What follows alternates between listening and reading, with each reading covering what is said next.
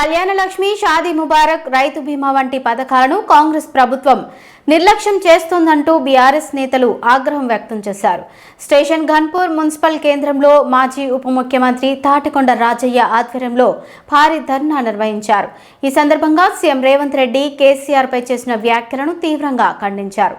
CM వ్యాఖ్యలు తెలంగాణ ప్రజల మనోభావాలను దెబ్బతీసేలా ఉన్నాయని మండిపడ్డారు.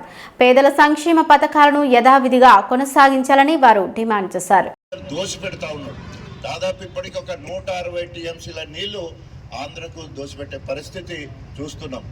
ఈరోజు రేవంత్ రెడ్డి చంద్రబాబు నాయుడు శిష్యులు లెక్క ఆయన గురుదక్షిణ కింద గోదావరి నీళ్ళని ఇక్కడ, అదేవిధంగా రేపో మాపో మరి నాగార్జున సాగర్ నుంచి వెళ్ళి కిందికి పులిచింతల ఆంచెల్లి ప్రకాశం బ్యారేజ్ అని మొత్తం కూడా మళ్ళీ ఆంధ్రకు నీళ్ళు ఇవ్వాలనే ఆలోచనతో ప్లాన్ జరుగుతూ ఉంది.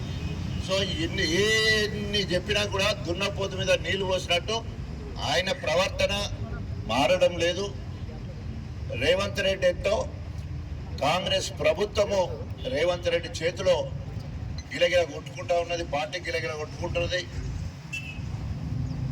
ఈరోజు మనం అందరం కూడా గణపురం నియోజకవర్గ కేంద్రంలో వీటి మీద ధర్నా చేయాలి, మనం అందరం కూడా మాట్లాడాలనే ఉద్దేశంతో ఈ కార్యక్రమం పెట్టడం జరిగింది. నేను మళ్ళీ చివరికి మాట్లాడతాను. మనకు ఈరోజు విశిష్ట అతిథిగా రాకేష్ రెడ్డి